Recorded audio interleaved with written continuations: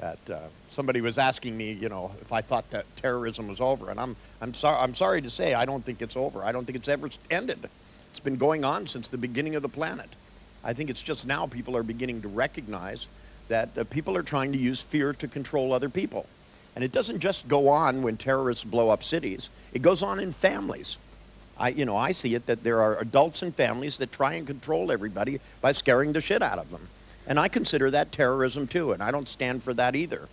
That when Virginia Satir years ago used to refer families to me because she was traveling too much. And I don't really feel like I, at the time, really was qualified to do family therapy because I didn't have a family. Later on, when I had a family, I felt more like I should be doing it. But, when I was, 22 years old, I didn't have a family. I didn't even grow up in one. I grew up pretty much by myself. I had a mother, but she was never there. She was always off working somewhere. I spent most of my time sitting around staring at the wall, talking to it. That's why I'm such good at hallucinating.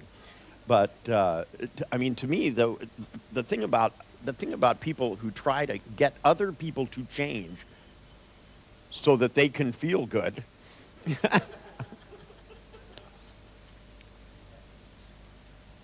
Is that how long I get to punish you for? 3 seconds? That's not bad, catching it in 3 seconds. Next time, just catch it ahead of time. It will save you all the pain you're about to experience. Say, either put it on vibrating so you can enjoy it in your pocket, or just turn it off. I got one of those beepers that vibrated, and it was so nice, I got one for the other pocket. And then I would just call on my cell phone and call myself all day long. Anyway, this other question that somebody asked, which I think is a really good question. Constructivism, I'm not quite sure what that means. That sounds kind of analytical for me. For me, I think that if you don't construct things in your mind, then you'll never have anything more than what was dumped in your childhood. And that if you don't begin to use your imagination to begin to see yourself doing new things, trying new things. All the people that really excel at things. I worked with Olympic athletes. And most of the Olympic athletes that were really doing well, guys that won gold medals and all of these things, spent as much time imagining doing well as they did practicing. That I worked with one guy who is a high diver where they walk out on the board, and I don't know what the point of it all is, but it's very important in the Olympics, I guess. And, there's a lot of activities that I just have trouble engaging in. There's a lot of my friends play golf, and I just, if you want the ball in the little hole, you should just walk down and drop it in there. I just don't see the point of the whole thing. They took me out on the golf course, and I said, okay, why are we here? And they said, you whack this ball down there, and then you get it in this little hole. And I said, I don't see any hole. And they said, it's way the fuck down there, And so I went down there, and I looked at the hole, and I dropped the golf ball in. And the guy said, oh, no, you're not allowed to do that. That's against the rules. And I said, well, it worked, And then the guy said, you have to hit it from way back there. And I said, oh, wait, give me a minute or two. So I got a shovel, and I made the hole this big. That made it really easy. But the guy who was the groundskeeper got really pissed off. Apparently, he'd spent 10 years. This was at Pebble Beach, by the way. If you're going to fuck up a golf course, that's the one to do. And then they told me I could never come back, which saved me all the trouble of playing the game. But this person here is asking me, they asked me, when I talk about, getting rid of symptoms, they said, don't you believe that symptoms have a function? Yes, but I believe that you don't have to, it's not a deep hidden function. They do exactly what they do, and it's pretty obvious to me what they are. And in fact, I don't always suppress symptoms. Very often, I make them worse because I think that that's a good way of solving that problem. A good example is they brought me a woman, and the woman's feet were completely numb. She couldn't stand and balance herself. And the neurologist, it was a doctor who brought her, and I had worked with some of his patients and had good results. And he told me there was no neurological foundation for this woman to have numb feet. He said they have done every kind of test there is, and in fact, there just didn't make any sense that she should have problems with balance. There was no neurological foundation whatsoever. Now, even when neurologists tell me this, very often I don't believe them because, we don't have medical tests to test everything about the nerves. So for him to say he tested everything has got to be a lie to start with. But as a way of finding out whether or not this is the case, and also she came with her husband, and her husband helped her in, and her husband sort of gave it away to me. He said, yeah, he said, you know, my wife used to do everything. She waited on me hand and foot, and he said, you know, and she did all the housework, and, you know, we both have jobs. And he said, but she did everything, and since this has happened, he said, I have to do everything. And she got this funny smile on her face. And I thought, But anyway, because of two things. One, because I wanted to find out if the doctor was wrong. Because, see, a lot of people forget doctors are not perfect. They are not psychics. They're doctors. And so when doctors tell you things, you have to take it with a grain of salt. They're telling you to the best of their knowledge. So when the doctor told me that my wife would never walk again, I looked at him and I said, cool. I said, you're a psychic. And he went, no. And I said, then how do you know the future? And he said, well, you know, I've read all the cases about people that have this disease. And, you know, and they knew the name of it. And, you know, and he even told me that only 1.5 million people ever gets it. And I said, how do you know which one? And he said, oh, we don't. He said, that's just a statistic. And I said, then it's useless. And he went, what? And I said, it's a useless piece of information. If it doesn't tell you which person is going to get this disease, then there's nothing you can do to avoid it. So once a person has it, telling them that, oh, gee whiz, what you have is rare, and these terrible things are going to happen to you, if I can look at him and go 1, 2, 3, and he starts laughing, it shows you how easy it is to influence people. Now, if you take somebody who has been paralyzed from the neck down, scared out of their mind, and then you give them steroids to try and help them, which I'll tell you, you know, these steroids are really something else. You guys watch World Federation Wrestling ever? These people, you know how pumped up they get? That's all from steroids. My wife was like that for, you know, 6 months while they pumped these things into her spine. That's all they knew how to do. But they then said, right in front of her, they said, the doctor said, she will probably never walk again. And I said, probably? And he said, well, we can never be 100% certain. And I said, so you're sure, but kind of. And he went, yeah. And I said, have you ever been wrong? And he said, well, yeah. And I said, good, because this is one of those times. And he said to me, he said, well, I don't think so. And I said, yeah, but you will in about 2 seconds. And he went, and as he thought about it, I kneed him in the groin as hard as I fucking could. And he went down. You know, he was too busy being a doctor. He didn't exercise as much as I do. I may not look like I'm mean, but I'll tell you, I can throw a punch like you can't fucking believe. Especially if somebody said something about my wife. And especially if they say her future is not going to be one where she can walk. Because I don't think you can know that. There's too many things that have happened on this planet. I've seen things. You know, I've gone to some of the strangest healers on the face of the earth. I've seen miracles, and plus, I'm the guy that did the study on spontaneous remission. There's no explanation for this, other than they put it in a category called spontaneous remission.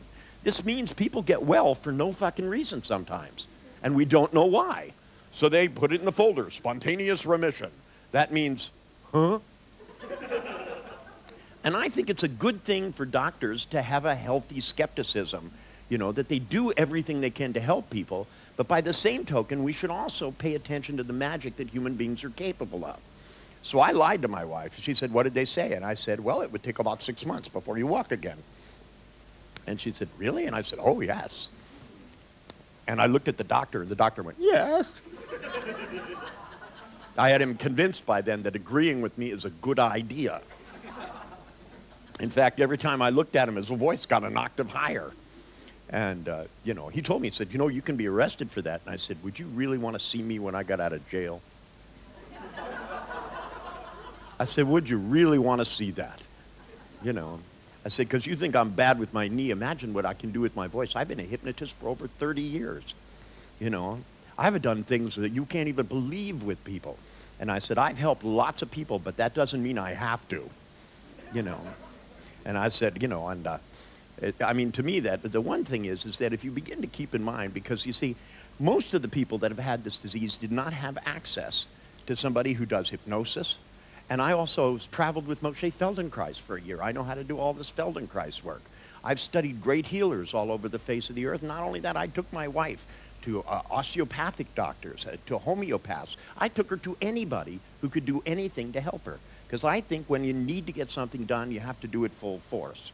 Now, with the woman with numb feet, actually, instead of just making it so her feet weren't numb, that never even occurred to me because I thought there was something important that had to be done. So what I did is I looked at her and I said, ma'am, I said, you've talked to lots of doctors. And she said, oh, yes, I've talked to hundreds of doctors. I've had hundreds of tests. And I said, yes, but that in there was exactly what the mistake was. And I looked at her and I said, I don't want to talk to you. I want to talk to your feet. And I looked at her feet and I said, now, your feet know exactly what I'm saying. They've been making you so you lost your balance. They've been doing things, and I think they have an important message for you. But since it's numb all the time, how can you get the message? I want right now for your feet to signal me that they understand by making it numb all the way up to your waist. And she went, like this. It was just 1, 2, 3, just like that. And I said, now make it go away entirely and only make her numb when the message applies. And suddenly she went, my feet aren't numb. And I said, just wait. So I sent her home, and I told her to call me when she knew what was going on. She went back to her house, and she called me about an hour later laughing. And she was just laughing and laughing and laughing. She said, I was walking just fine. She said, my husband came in and asked me if I'd do the dishes, and it went numb up to my waist, and I fell down. Now, some people may call that secondary gain. I call it primary gain. I mean, to me, what she needed to do was to learn, instead of going numb, she just needed to learn to say no. And since the way she grew up and her training and all of this psychological crap, it doesn't matter that. You don't have to be a rocket scientist to figure these things out. I mean, you know, I had a woman who heard voices, and they said shitty things about her husband. And she knew it wasn't her voice because she would never say things like that. You know, and it was funny because she heard the voices coming out of people, not out of the air. And she would like be in the bank and somebody would look up at her and she'd hear them say, your husband's a fucking prick, right? And she would slap them across the face. That's how she ended up in a mental hospital. She was constantly saying, you swore, and the person went, I didn't say anything. And she'd go, shut up, and hit him again, you know. But she would hear the voices coming out, and they all said, your husband is having an affair. Your husband's an asshole. Your husband's a dirty creep. And saying things, because she was a fine Christian woman, she told me. She said, I'm a loving Christian woman. I would never say words like prick and asshole and fucker. And the way her voice changed, I said, well, maybe it's about time you started. And she said, what? And I said, well, let's try something different. I said, what I want you to do, and her husband was sitting there, I said, I believe that if you can say all of these things, and I said, after all, God invented swear words. And she looked at me and she said, what? And she said, no, the devil. I said, I asked him last night, and he told me to tell you he invented these words so you didn't keep bad feelings inside you. So I want you to practice. I want you to look at your husband, and I want you to say, fucker. And she goes, oh, I could never do that. And I looked at her like this. And she goes, I really couldn't. And I went. And she went, no, I can't. And I went. And she looked at him and went, fucker. And I said, that's very good. I said, now say asshole. And she went, asshole. She went, this isn't that hard. She was released from the mental hospital and never heard voices again. Although her husband did hear some. So, I mean, to me, that's not secondary gain. That's primary gain. This isn't a deep hidden thing where if I suppressed the voices, they would come out somewhere else. This is where you make them come out, right where they ought to. You know, I mean, to me, this is not some deep, you don't need to interpret dreams to understand this. As a matter of fact, if you think about dreams, they're pretty easy to understand from the get-go. I mean, your brain just keeps running. How many of you have ever, when you were young, got a job doing some manual labor? I got a job one time when I was young, and I boxed books. I took a book, and I put it on a piece of cardboard. I folded it, and stapled one end, stapled the other end, put a label on it, threw it in a bag. Did that for 8 hours. Went home, slept, did it for another 8 hours.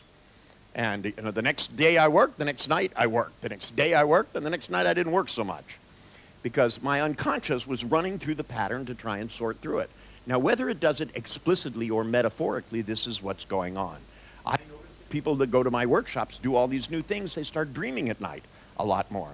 Because when you dream, you are building neural cortical connections. Neurologists have known this since the word, babies dream wantonly. I mean, babies dream, and they're also building more cortical connection than most adults. But it doesn't have to be that way. The more you learn, the more you'll dream. But it doesn't really be something where you have to go through and go, yes, fish in your dreams. Aha. This must mean you're stuck at the breastfeeding developmental stage.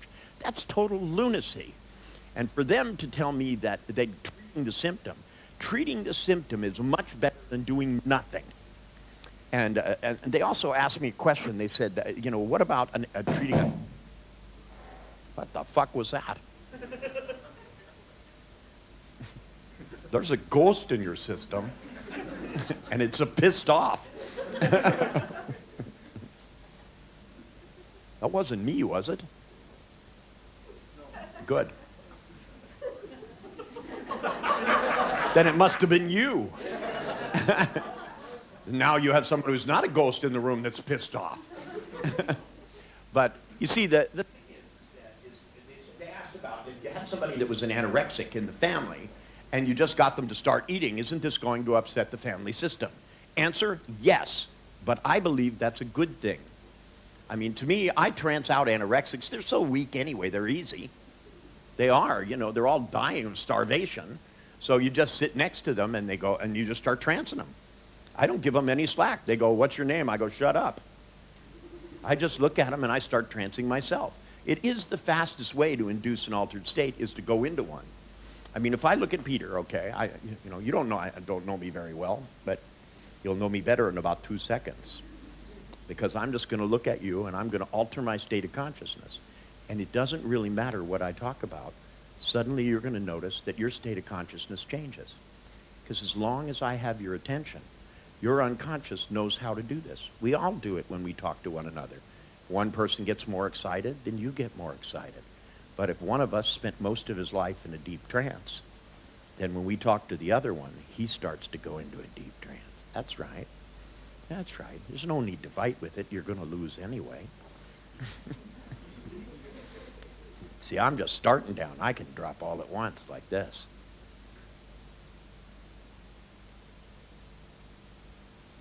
And when I do, that's right. Close your eyes. There you go.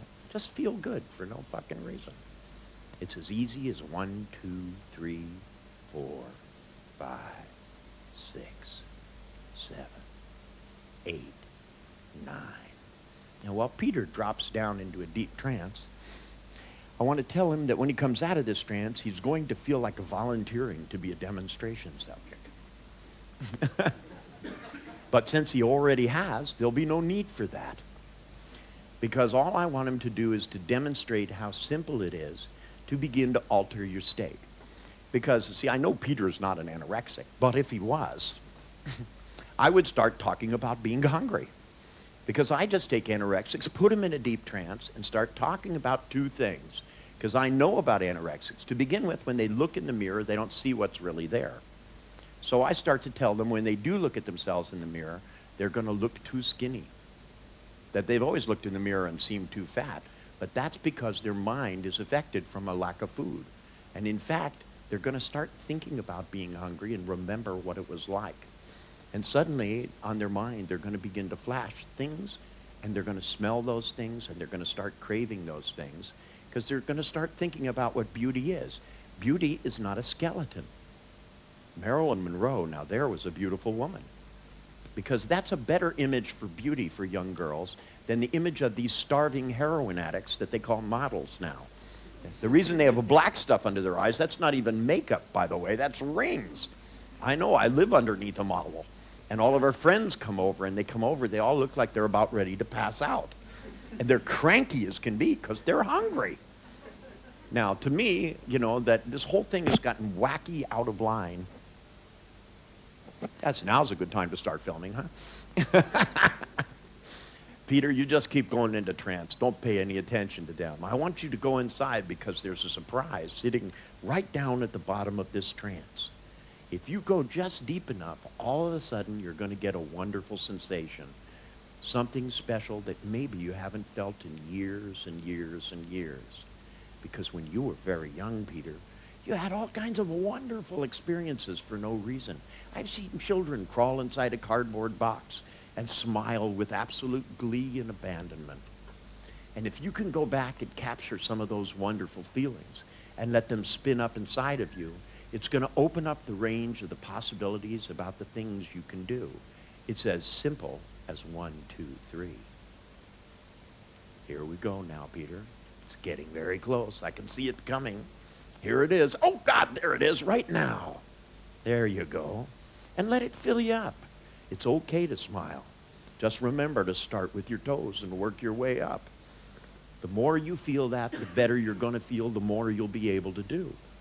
In fact, it's so powerful. In a minute, I'm going to ask you to just stay with the good feeling and open your eyes. Now. That's right. Now, if you can stay in this state, it's that easy for you to begin to alter other people's state. Look at the guy next to you.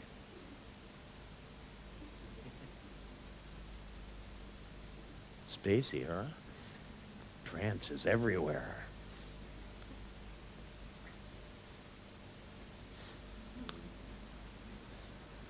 See, it doesn't matter how tall you are. The trances can be just as deep.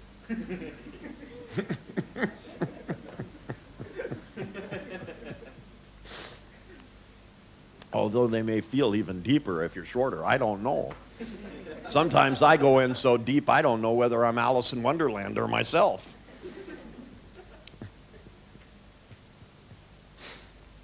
And you should try coming out sometime. Just for the hell of it, you know. Ah, never mind. Now, control yourself, Chris. That's right. You wouldn't want to feel absolutely wonderful for no reason. I mean, where would be the logic in that? Now, this afternoon, see, did I go through this whole thing? I didn't miss anything here, did I? Let's see. Where and when you next teach courses in DHE? Me next teach courses in DHE, I know not. To tell you the truth, I actually haven't the faintest idea. I think the next one I do is in Orlando. Either Orlando or Mexico. Well, that, of course, that, you know, it's what?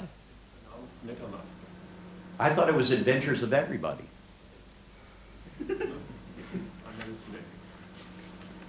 Floridly.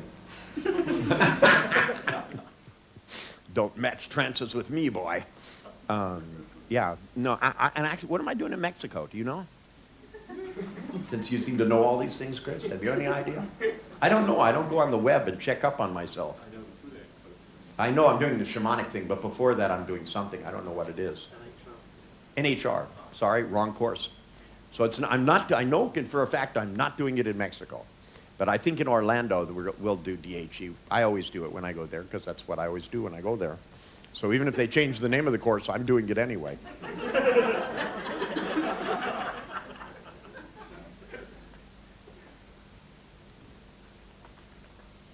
I like this, too. They spelled anorexic, anorectic. It's a better name for it, too, you know, because then she wrecked it totally.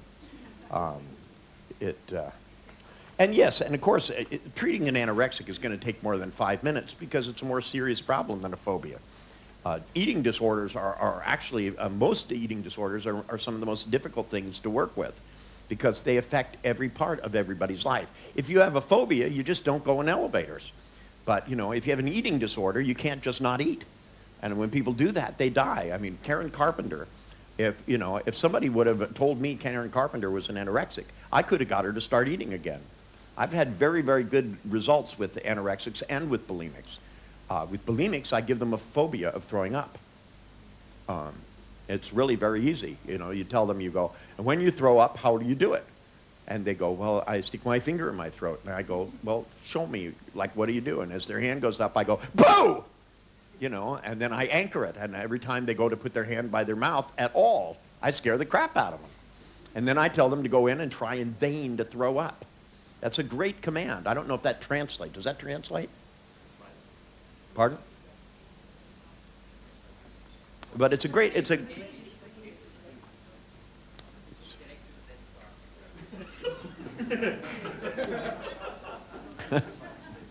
a simple yes or no will do. But I mean, when you give commands, hypnotic commands, every language has ways of doing embedded commands. And there are certain kinds of presuppositions. In English, one of the best presuppositions to use to give embedded commands is using a concept called semantic density. Semantic density is where you can see, like, there are certain words that have things that are presupposed in them. Like the word lurk in English. You don't like lurk right up to somebody and speak your mind. It's not the way it works. And I'm sure there are words in German that have the same kind of semantic impact. When you say in vain, it means you can't. And so when you tell somebody to try in vain to be able to throw up, they can't throw up. And especially if part of the hypnotic thing that you learn to do, part of why I wanted you yesterday to practice finding out how much you could relax. See, today we're going to go one step further with that, because I want you guys to be able to alter your state of consciousness and keep your eyes open. Because, you see, it's important to have flexibility in consciousness, because part of our job is not just to be able to put people in trance. Our job is to be able to take them from one altered state to another. It's not enough to just put somebody in trance and leave them there. See, if I get Peter to go into an altered state, I want Peter to do something, right? And I want it to be as simple as 1, 2, 3. Snuck that in when you weren't looking, right? Now, the other thing is I know that if I look at somebody and I induce an altered state, now I can do what Milton did. Milton spent 2 to 200 hours hypnotizing people. Now, I don't know about you. I haven't got 200 hours, right? But the thing is that Milton really did not, see, to me, I believe people can have flexibility in consciousness if you have flexibility about how you do things. That if you yourself are able to be a really good trance subject, then it's really very easy to get other people to go into an altered state. That it's as simple as just simply looking at them, breathing at the same rate that they are, and then just starting to alter your state.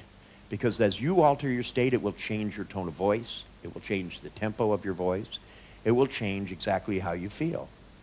And as long as you can do that, you can also do something else. From the moment you begin to relax and take people into an altered state, you can lead from that to anything. If you can flexibly take it so that you become more excited, suddenly they'll become excited. Too bad they didn't have the camera pointing at you. Oh, they're filming the back of your head. We can watch the back of your head change. The point is that what I want you to realize is the important part of communication, as far as I'm concerned, the most powerful tool you have is yourself. And so that if you can't alter your state of consciousness, if you're not flexible, it's going to make it so that everything you try to do with other people is going to be harder. That in terms of being powerful and being congruent and having an impact, see, if you try to think through it logically, if you go in and go, well, gee, is this person's symptom, does it mean something? What could it mean? What could it mean? The trick is to make it so that it's obvious.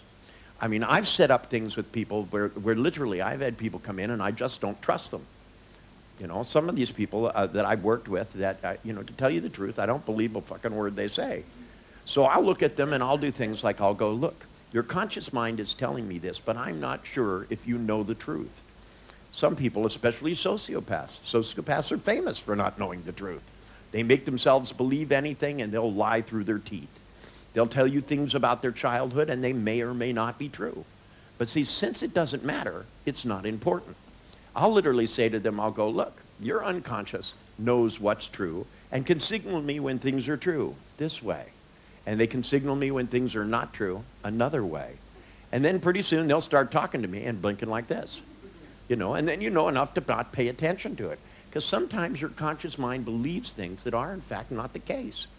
That our memories of things that happened when we're young, remember, a lot has changed over the years. I don't know about any of you, but I went back to the house I lived in when I was 5 years old. And you know what? It seemed really small. And the truth is, the house didn't change. I got bigger. In fact, the whole street seemed smaller. The trees seemed smaller. Everything was still there, but everything seemed shrunken. Well, it wasn't shrunken. I just got bigger. When I was 5 years old, I was this fucking big, and I'm not that big anymore. So the way I look at things, the angle I look from, everything is different. And in fact, the people that you thought were mean may or may not have been mean. Who knows? And it really doesn't matter. What matters is what you learn from it. And sometimes all people need to do is to think about problems and forget them. Because, I mean, this is one of the best things about amnesia. I had, the police came to me one time, and there was a woman who had been beaten up and raped and shot in the back of the head and left for dead, only she was really stubborn and didn't die. And they found her, they operated on her, they removed the bullet, and when she woke up in the hospital, the police went and said to her, "What happened?" And she said, "I don't know." She had no memory whatsoever of what had happened to her. She had scars all over her body, cigarette burns on her body, and no memory of anything that happened. The last thing she remembered was being in her house. And actually, she had left her house with a friend. They were both abducted. And her friend was dumped at the same place, shot the same way, also did not die. This guy was probably the worst shot on the face of the earth. He was shooting people right next to them and missed. But, as they found out later when they caught this guy, he was as high as a kite. This guy's idea of fun, of taking people and killing them, somebody should buy this guy a Monopoly set or something. But the one girl remembered everything, but she was totally psychotic behind it. The police couldn't talk to her because she just screamed. Screamed in pain, couldn't sleep, and they had to sedate her. According to them, I don't think you have to sedate people. I think you have to have enough patience to let them scream. In fact, it's a good idea to scream with them. That's what I do. They go in and they scream and I scream. And then I keep screaming and screaming and screaming until they tell me to shut up. I can scream louder than they can. I have a bigger set of lungs, right? The difference is they're laying down, strapped down. I'm not, In fact, if I need to, I'll get an amplifier and scream in it. I'll go to those lengths because I think that it's important. Sometimes you have to go to extremes when extreme things happen. Now, with the one girl who didn't remember anything, the police said to me, "Can you hypnotize her and get her memory back?" And I told them, no. It's not that I can't, it's that I won't. I said, why would we want her to remember this traumatic experience? It could ruin the rest of her fucking life. If her unconscious has suppressed it, don't you think it's better if we leave it suppressed? And he said, how are we going to catch the criminals? And I said, those two things are not related. Because you don't have to be conscious of something to remember it. You should have seen the look on the policeman's face. He went, and I said, fine. I said, I just took her and I gave her a pencil and I had her put it behind her like this. And I put her in a trance and I said, her unconscious should supply any information which it possibly could to help her so that these people could be caught. And even though she didn't remember it, I didn't want her to remember it. I wanted her to tell me about something that happened when she was a child. And she started telling me about ice skating. And she talked about ice skating. The more she talked about it, the more I tranced out and looked at her. And I kept looking at her and trancing. And all of a sudden, her hand began to do something. And it began to move, and really honest, unconscious movement. It wrote down an address. Talk about, I love unconscious communication. Wrote down an address and drew a picture. Pretty good picture, actually, and she wasn't even watching. I took it to the police, and I said, does this exist? And he went and looked it up. They called it 512 Rincon Avenue. And he said, it's downtown. And I said, well, if I were you, I'd hop over there and see if anybody kind of looks like this. It wasn't the most detailed drawing I've ever seen. But guess what? It matched one of the people that was there. And guess what? Both their clothes were in the garage. How's that for convenient? Not only is he a bad shot, he's stupid. He said, well, what should we do with this evidence? Let's throw it in the garage. So after all, they're dead. No one's going to come here. It's not like somebody's ever going to go in and find evidence, I mean, they left evidence all over this house. Their blood was in the house. Everything was in the house. These guys didn't even clean up their mess. They were sitting there smoking crack, stoned out of their head. Suddenly the police came in, and the only thing they kept asking is, how did you find us? They were downtown, for Christ's sake. They could have gotten arrested for crack, and they would have found blood all over the house. They even kept the gun. I mean, these guys were stupid criminals, but then most criminals are. Otherwise, they'd find a better way of making money. There's got to be a better way of making money than these people that go out and rob grocery stores and things like that. Excuse me, start an internet company, There's if you think how much money people are making in how many places all over the planet, There's something wrong with our educational system when we don't convince people how much easier. But the whole time you go to school, all they ever talk about is getting a job. They don't talk to people about being entrepreneurial, at least not in the country I grew up. And I think it's a really important thing that we start educating people, because for the most part, you know, you keep hearing about, Boeing is laying off 30,000 people if they don't get this big contract. That's a lot of people to be out of work all at once. And what are these people going to do? All they do is have skills in building airplanes. And there's only like 5 companies that build airplanes. So they're going to have to either start all over and get a whole new profession, you know, or they're going to have to become entrepreneurial. And if we taught people that being entrepreneurial isn't that difficult, if one guy writing a cookbook can start a whole internet company, they go cooking by numbers, imagine how many infinite numbers of possibilities there are about ways to change the way you think about making cash. I mean, see, to me, it's like one of the things I like about NLP is that people don't have to quit their job. They can keep whatever job they have and start seeing clients on the side till they build up a big enough clientele that, you know, they make more money doing it. Because if you charge by the change, you can make a lot of money. I know I did, even before people knew what NLP was. You know, I never, ever charged by the hour. I just thought that was a bad idea. I think it induces people. When you succeed by failing, it unconsciously influences you. Whereas if, on the other hand, I made bets with clients, I said, okay, because I didn't know all the things I know now when I started, but I would tell people, I go, look, you're depressed. Let's do it this way. I get to work on you, and it won't cost you a thing. But if I get it so that you spend more time during the day being happy than being depressed, you owe me $5,000.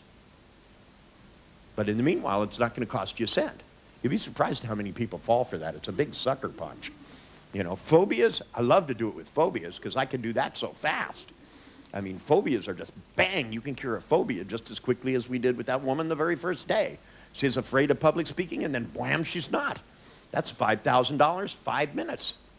I mean, airplane phobias, I even sat in front of the elevator in Atlanta, 72-story glass elevator, Peachtree Plaza.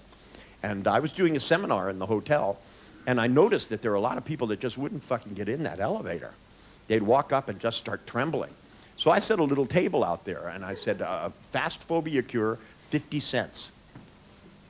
And people would walk up, and they'd go, are you kidding about, is this really true? And I go, no. I said, elevator phobias, 75 cents. And they said, why is an elevator phobia 75 cents? I said, because the elevator's right here.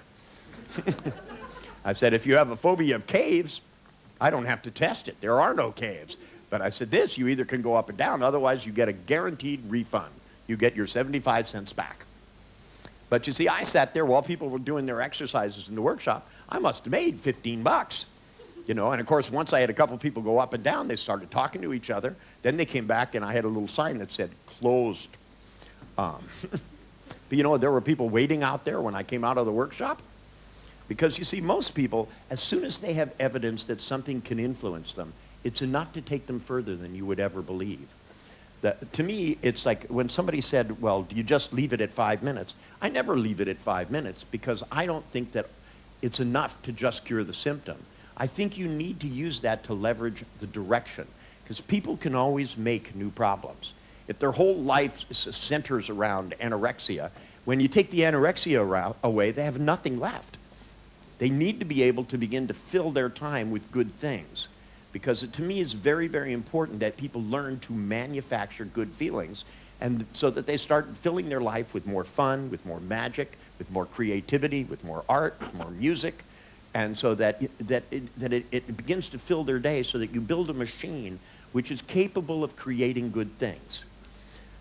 Now, Charles, don't nod out on me, okay? You have obviously been in a few too many workshops if you're going into trance before me. He goes, I know Richard's going to put me in a trance. He's going to say this to me, and then this, and then that. And then, see, if you're going to go to the workshop, attend it. Because we're not going to do that yet. We're going to do something special. This time, what we're going to do is we're going to go back and kind of do the exercise we did yesterday. In fact, I want you to pick the partner you had yesterday. You remember when you did the thing with the arm going up and down? You guys they're the same group that was here yesterday, right? Okay. This is yes, this is no. If you don't remember it, then you weren't here, at least entirely. Only difference is, what I want you to do is I want you to sit across from your partner. So if Peter was my partner, I'm going to sit across from Peter, but I'm going to know which things influenced Peter, whether it was sounds getting from one side to the other, if it was sounds getting softer, if it was tempo slowing down, whether or not it had to do with the picture being closer or further away or bigger or brighter.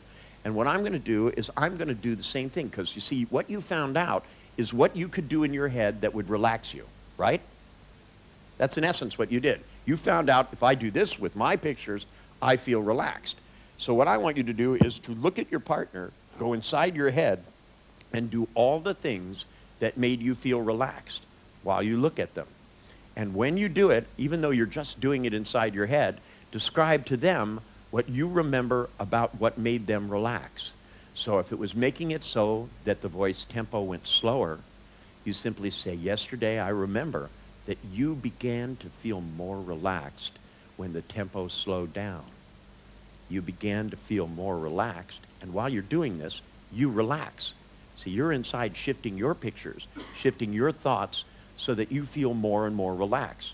So that while you look at your partner, so when I look at Peter, I'm going to go inside and adjust myself so that first I go into a very, very, very, very relaxed state. And then, that's right. Don't jump ahead of me now, Peter. Keep your eyes open.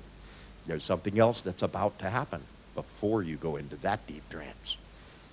See, then the thing I'm going to do is I'm then going to add one of those things, because everybody here made a new feeling. Guys, remember that this morning? Now, this is what the feeling is for. Because as soon as you have your partner looking so they're kind of relaxed, you'll know because they blink like this. It's a cataleptic blink instead of just a really quick blink.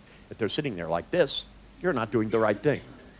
But if you look at them and you begin to alter your state, where you begin to slow down on the inside, where you begin to feel your own muscles soften, where you begin to relax, you can hear your own tone of voice lowering, your own tone of voice getting slower. Then all of a sudden, I want you to just crank the new feeling through. And you'll notice that they begin to smile for no reason. Then you tell them, close your eyes now. And at that moment, what's going to happen is you tell them to go all the way down and to take the new feeling that's inside them. Because it's not enough to just make a new feeling for yourself. I want you to know how to share it. Because you see, if you can make people feel good for no reason, it's a lot easier to work with everybody. When I worked with the autistics, they didn't stand a chance. Think about it. Because it's not just verbal techniques that NLP is about. NLP is about using everything in your neurology, your voice tone, your language, your body, and your own internal states to influence other people. Now, I know how powerful this can be because when I went to India, it was done to me in a way that knocked me on my ass. I've been in profound altered states. But I met this Lama guy, and he was sitting there, and he had a big thing of Shiva behind him, and he kind of picked me out of a big crowd. He went, you, come here. You know, and I went over there, and he looked at me, and he said, you have come to India to learn things. And I said, yes. He said, I can see this in you. He said, you are a seeker of knowledge. And I said, absolutely. And he said, would you like to learn something interesting? And I said, oh, yes. And he looked at me, and suddenly he began to alter his state. And I know what that looks like. And I thought, ooh, here it comes. Right? And he stuck his thumb in this thing, and he looked at me, and he went, whack, and hit me in the third eye. And suddenly, I felt like I was on acid times 10. I had an unexplainable sense of well-being that just rushed through me. That's the new feeling I used with you, Peter. You feel good, don't you? Yeah. And you're going to be high as a kite for about a month. And that's good. Things that used to bother you ain't going to bother you so much. That's what I noticed. That was the first thing I noticed, is that things that used to get on my nerves, I didn't seem to care about so much. If I was waiting in line and people were taking too long, I just inside my head would go, It seems like nothing could get on my nerves. I had an unexplainable sense of well-being. But it also taught me something about how he did it, because what he did was to take his own internal state and to just spin it from inside himself and into someone else. See, it's not enough to just spin your good feeling inside of you. Now what I'm suggesting is that you can spin it inside of someone else at the same time. If you start out and relax yourself into a deep and altered state, that's what we did exercise number 1 yesterday. You guys remember? Because, see, all this stuff fits together in some ludicrous, sneaky kind of way. You see, it's not just a bunch of random things. There's a madness behind my method. Now, so what I'm going to do is, the exercise goes like this. First you sit across and you put yourself into a relaxed state. Use everything you did yesterday to make yourself relax. Do it with your eyes open. And as you relax and look at the other person, when you see them begin to relax, relax more. They relax, you relax more. They relax, you relax even more still. Then suddenly take that feeling you made this morning with all those new things and start to spin it inside you, and then spin it inside them too. This is the point where imagination becomes real. Because now they're not only going to be in a deep trance, they're going to feel good for some unexplainable way. Don't you agree, Peter? Is that a yes? Good. Speak out loud. Speak. Whoa. Now, do you guys understand the exercise? Do you have any questions? Then get out there and do it. Take about 10 minutes apiece and meet me right back here. Do you have a question? Oh, yeah, I always accept questions. I love questions.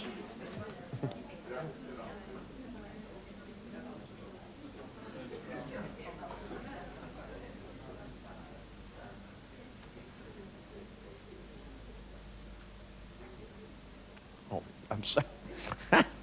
I read it wrong. I'm sorry. You said it's bypassing your conscious. I thought you said, I just read it as one word. Effective and bypassing. And I thought, bypassing? How do you learn a language? Well, the best way to learn a language is to go where they're speaking it. And to really age regress yourself. To use hypnotic age regression. That I went to Tahiti some time ago, and I had really never learned, I was never very bilingual. I spoke English and a small amount of Spanish, and because I lived in a neighborhood with lots and lots of Hispanics. But I'd never really been anywhere, and when I went to Tahiti, I wanted to learn to speak Tahitian so I could talk to the locals. Otherwise, all you can talk to is the people in the hotel, and it kind of takes the fun out of things. And so I tried an experiment, and basically what I did, it might not be the approach you want to use, but what I did is I smoked really a lot of hash. And well, it is. It's what I did. I mean, but you could go into an altered state and trance and do the same thing. I wasn't a good hypnotic. I didn't know about hypnosis yet, but I got in a really altered state, and then I just remembered being a kid. And I just listened to the words, and I hired somebody, and I paid them to take me around and to name everything and to just talk to me constantly. And when my daughter was young, I did the same thing. I actually got a German. What? A German. No, he's a little bit behind. Yeah. I got a German citizen who had left Germany and moved to San Francisco. I bought them in a pet store. No, I hired this lady. Well, I found them in a pet store, but they weren't actually for sale. They were there getting something for their dog. But they were talking German, and my daughter wanted to learn a foreign language, and she was taking in school, she was still in junior high school, and she was taking a German class. And I thought, the German they teach you in school is not going to be like the German that people speak any more than the English that they teach you in school has anything to do with English. I mean, these schools, they try to teach you grammar, but they don't teach you natural language. They teach you, quote, correct language. And so what I did is I hired this person, and my daughter sat with them for a couple of hours every day, and I told them just to speak German and do all the normal things. And my daughter ended up speaking German so well that when she came here to Germany later on, people thought she was German. I mean, she could pass for a native speaker. And in fact, a lot of people were surprised when they found out that she was actually from San Francisco. Because when she came here, her German was really, really good. So, I mean, if you wanted to learn a language, to me, the thing is to realize that if you translate a language, you won't understand it. So you need to reassign the meaning of things so that instead of like going toes and then having somebody tell you the German word, you need to just have somebody point at your toes and say the German word so that it's associated. And that, to me, that this is the important thing. I even did it with my dog. I taught my dog to speak language. And people say that's impossible, but she understands English extremely well, better than some people. But I started her out when she was a little tiny puppy. I sat down and I went, these are your toes, this is your nose, these are your eyes, this is your ears, that's a television, this is a can, you know, this is chicken, you know, this is beef, this, you know, made it so that I took things and separated them out. I'd go, this is chicken here, this is a piece of beef, you know, and then when she would do things, if she'd lick my finger, I'd go, that's my finger. I'd take her tongue and I'd go, that's licking. And after a while, I got to the point where I can say almost anything to my dog and she understands it. I don't have to change my tone of voice or give commands or anything. I can tell her to go over to the table and get me the brown pen. And she'll go and hop over and grab the brown pen and bring it back. And, you know, she understands concepts. She even sorts her toys out. She has all kinds of little dog toys, and she puts all of the rabbits together and all the bears together and all of these things in piles. Very analytical for a dog. But see, I think people underestimate dogs as much as they underestimate people and themselves. People think once you learn a language, you have to use the language to understand another language.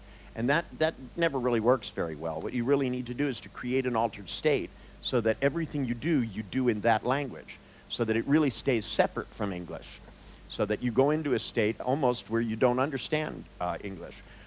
John Grinder told me one time, because he speaks several languages, and he told me one time when he went to Africa that what he did is put himself in a hypnotic state. He hired one of these people in a tribe called the Dawsonage, and he sat around in a sweat lodge with this guy for a week, and the guy just talked to him about everything, and then took him out and showed him things. And he just went in a state where he couldn't understand English, plus no one was speaking English. So he just kind of forgot about it and spent a week floating around. And at the end of the week, he got to the point where he could talk to people about just about anything. Because remember, you're not a baby now, you're a more sophisticated adult. So you really can pick these things up much quicker. And if you really go through the things that children go through, remember, when children learn language, the first thing they learn to speak is intonation. That they spend their time copying the intonation of sentences before they ever speak words. We make the mistake when we teach people language of teaching words first. And you really need to learn to go baba jabanda, you know, so that you learn, because every language has its own intonation. The children don't babble the same in German as they do when they grow up in America. They have a different kind of babbling, and that babbling programs the unconscious to be able to do sentences. Then you have to start on the words. You have to go mama, papa, and you start with two-word utterances, or single-word utterances, and then you move to pivot grammars, so that it's mama, bye-bye, bye-bye, mama, so that you learn how, because every language has pivot grammars, and they're the same in every language. Then once you get beyond pivot grammars, then you can start adding phrases, and the phrases will fit right in the intonation pattern. So if you concentrate on learning language in the order in which you learn it naturally, you're doing something that fits with your neurology, as opposed to the way it's taught by most people. These Berlitz tapes they put out are absolutely ludicrous and pretty much useless. I was when first time I went to Puerto Rico, I got off the boat and I got in a taxi cab, and the taxi cab driver said to me, he said, "Where may I take you? Where may I take you?" And I said, "I want to go," and I gave him the address of the hotel, and he said, "Oh, I will take you to the hotel. Oh, I will take you to the hotel." And I said to him, "Why are you repeating everything twice? Why are you repeating everything twice?" And he didn't even know he was. He thought that's how you said things in English, because he'd learned it, and he handed me this Berlitz tape, and I listened to the tape, and they said everything twice. They said everything twice.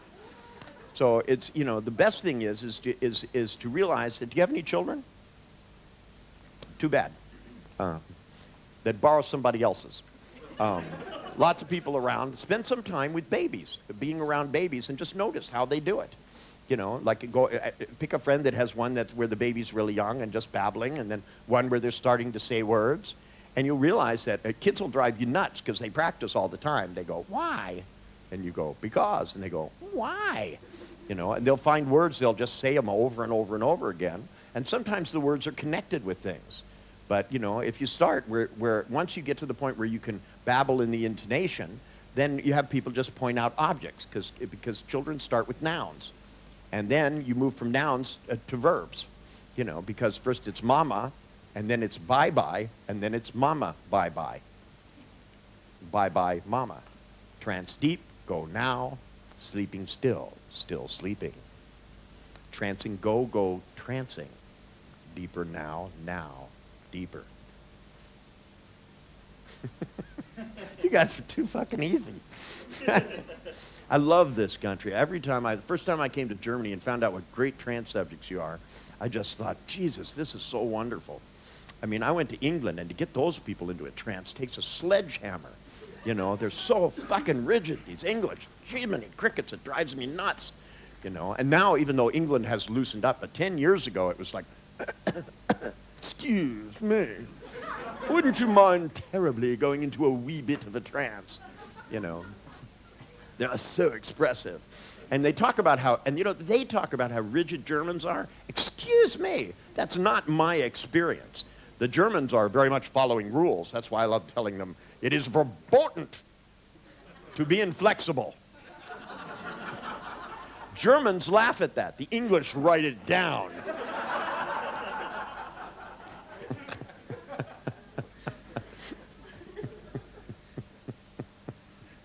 Anyway, I wanted you to put your feet on the floor because we have one last trance today to do new things. Because tonight, if you give yourself a chance, now keep your eyes open. I didn't say anything about closing your eyes. I said to put your feet on the floor. Right? We're trancing now, eyes open, man. We're taking the rocket ship ride. Okay, just keep your eyes open because now what we want to do is to realize, you see, the more you become flexible inside your state of consciousness. How you feeling, Peter? Perfect? Yeah, you think this is good. Wait till the feeling doubles. And then double it again. See, the unconscious understands multiplication, by the way. Addition you do consciously. You go, 2 plus 1 is a 1, 2, 3. But multiplication is done unconsciously. When somebody says, what's 6 times 6? You go, 36. And you have no idea where that comes from. It just hops out of your brain somewhere. So remember, when you're doing hypnotic phenomenon, multiplication is a very powerful tool because it's an unconscious activity. So when you tell people, relax and double it, the unconscious understands it, even though it doesn't understand negation, because when you say, don't be nervous, people get nervous. And so that's why it's not a good idea to use a lot of negation unless you want to overload the conscious mind. See, if you're trying to get the conscious mind so it just implodes and gets out of your way, then you start to stack negation. You start to say things like, the more you try in vain not to stop yourself from what it isn't important, whether or not, you're looking at what won't be the case when you try to stop yourself from doing things before you don't regret it. Because if you really stop and think about how deep of a trance you're not in now, the more relaxed you will become before you even know what it is that's not important about what it is you're not doing. Now. Because the conscious mind goes, huh? And that's a good state for the conscious mind to be in, because that's pretty much what it does anyway. It makes more sense to just sit back and relax and to realize, tonight you're going to engage in the natural process of integration. But unlike me stapling books, you're going to do something that's a lot more important. You're going to begin to put these pieces together, because even though it appeared when you started out doing things as if there was no connection, suddenly now you begin to realize there was a method behind the madness of what I was asking you to do.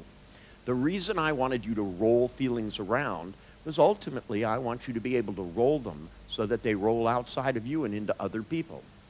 Because even though psychology has no physical evidence to prove that this works, I do. I've been doing it for 30 years. And I know that everybody influences everybody all the time. The depressive wallowing in their depression depresses the psychiatrist. I've seen it over and over again. That's why I don't stand for my clients going into funky states. I don't let the couples that come in argue because I don't want them sharing their bad feelings. Because people always say, well, you don't ask people about how they authentically feel. And I go, not if I don't want them to feel that way anymore. Of course not. And see, if I start to feel that way, I'm going to obliterate the feeling. Because I know you can't feel two things totally different at the same time and have them stay the same. That if I have an anchor for people starting to get angry and I fire it off, it spoils the anger forever. Because neurologically is at the level at which people really change. At the bottom line, if we don't change our neurochemistry, we don't change permanently, because that's where learning really lasts. If you can learn the meaning of the second mantra, lighten the fuck up, see, and that's basically what we were doing today. We were saying, okay, we can take not one, but 4 different feelings and spin those feelings around. Yesterday we said you could take relaxation and spin it around. Some of you missed that. That's okay. It's not too late. You can still take your feelings, find out where they start, and now you probably can relax better than you could yesterday. So when you sit down this evening, I want you to take the feeling of relaxation, notice how it moves through your body, notice when it's the most intense. And whenever it's the most intense, pull it back to the beginning and spin it around. Learn to spin it so that it's a bigger around, so that it's more intense, so that it spins faster, and so you can literally spin it so it extends outside of yourself, so that you can capture other people inside your good feelings. Because to me, this is what communication is about. It's not just about the sounds. It's not just about the words you choose. It's also about how you influence everybody visually, kinesthetically. And see, there's all these things that Western medicine can't explain. They can't explain acupuncture, so they used to say it doesn't exist. They can't explain hypnosis. I did an experiment about 15 years ago, and they took people in and they did experiments. The first thing they did is they gave them pain control drugs to find out how much pain they can tolerate. And these people are gluttons for punishment that signed up for this because they did things which were painful. They stuck pins in the end of their fingers. And they took thumb screws and tightened them down and they found out when they gave people drugs, a certain amount of drugs and certain kinds of drugs, that they could tolerate quite a bit of pain. Then they had this Chinese doctor come in. It was quite a good Chinese doctor. And he came in and he would stick pins in people's chest and they could lose all the feeling in their hand. And I was pretty impressed with it. And in fact, since they already had pins in them, sticking a pin in their finger didn't seem to bother them at all. Now, they then asked me to do it with hypnosis. I not only made it so they couldn't feel the pins going in their hand, I made it so they couldn't even see their hand. I didn't fool around. And by the time they'd taken drugs and done acupuncture, they were pretty good hypnotic subjects. It really wasn't that hard. Because I looked at them and I said, do you want to feel pain? And they went, no. And I said, good, then just do everything I say.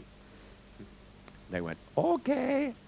And I taught them how to relax, how to go into a deep trance, and how to begin to do things like just imagine ice cubes. You know what they look like. You know what it feels like to touch them. And I told them to feel it so that that freezing sensation went over, and then to be able to look down and to realize there's always a limit to what you see based on what you're looking at. If you don't look any farther than your elbow, you can't see your hand. And if you're not seeing it, most of the time you don't know what it feels like. People cut themselves all the time and then notice it later. It's not something that's abnormal. It's something that's normal, but it doesn't have to be an accident. You can control the pain that's in your life no matter where it is. Anything that you feel bad about, stuff that people do, if people call you names, you don't have to feel bad, do you? It's good instead to make them feel bad. People call you short and say, well, at least that's about my height and not the length of my penis.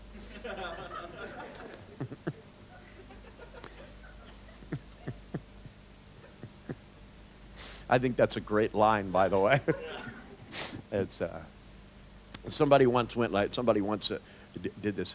Somebody walked up to me and they went, "Fuck you, Bandler." And I said, "No thanks, I'm not a homosexual, but I know somebody who'd be more than happy to accommodate you." And I went over and I introduced him to a friend of mine. I said, "This guy's looking for a lover." The guy went, "Well, wait a minute." He said, I didn't mean that." And the guy came over and went, "Hi." And And I said, see, now you may have changed your whole life. And the guy said, I was just wanted to tell you where to get off. And I said, this is where I get off, watching you become a homosexual, whether you like it or not. See, to me, if you're going to be an asshole, then bad things should happen to you. But if you're going to be a nice person, then good things should happen to you. And what I'm hoping, because I know that most of you in here, since you're learning techniques to help other people, must give a shit about the rest of the world.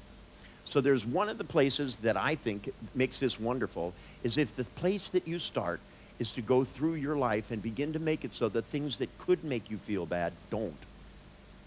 The things that you would worry about, like people worry about whether or not they're in control. And that's totally out of control. You're in control when you're doing what you want to do. So if somebody's making you feel good against your will, go with it. If they start to make you feel bad, then put on the brakes. Do what I do. Suddenly sneeze and head button. Because I'll tell you, when you break people's nose, they lose their concentration every time. The thing is as long as you have a good sense of humor and it explodes inside of you, you will find ways where you don't have to be so serious. It's as simple as 1, 2, 3. Because if your sense of humor kicks in, if you start to ask questions about how are you going to enjoy yourself, how are you going to feel good, clients come in and tell me horrible things. And if I empathized with them, I would feel horrible too. Instead, I usually say to myself, Jesus, that's fucking horrible. I would never want to be like them. In fact, I don't even want them to be like them. You know, because I think if bad things happen to you, the bad feelings you get from it, that once is enough. This poor girl, I told you about the first one that had amnesia. She was fine. But the other girl I felt very badly about. She was in the hospital too. And she was a screaming bloody murder, and they had sedated her. And I went in and I asked them to do me a favor. I said, could you not give her any more sedatives? And they said, well, we don't know how else to control her. And I said, well, do you really need to? And she said, well, she's disturbing other patients. And I said, well, how about we put her in a room by herself in some nice quiet place? And they said, this is a hospital. And I said, so there should be lots of quiet places. What's a little screaming, you know, in a hospital? Don't you have a psychiatric ward? And they said, oh, yes, we have a psychiatric ward, but she's not a psychiatric patient. And I said, well, let's just let her visit the psychiatric ward. So we wheeled her down and we put her in there, and I sat with her. It took her about 5 hours to wake up, so I'd fallen asleep by then. And all of a sudden, she began to scream. I'll tell you, it woke me right up. Nothing like a blood-curdling scream to get your attention. But when she woke up and she screamed, I screamed, and she screamed, and I screamed back at her. And she screamed, and I went, wah! Like this, and she started laughing. And she finally went, why are you screaming? And I said, I thought that's what we were up to here. And she said, you have no idea what happened to me. And I said, yes. And I said, and you do, and that's a real shame.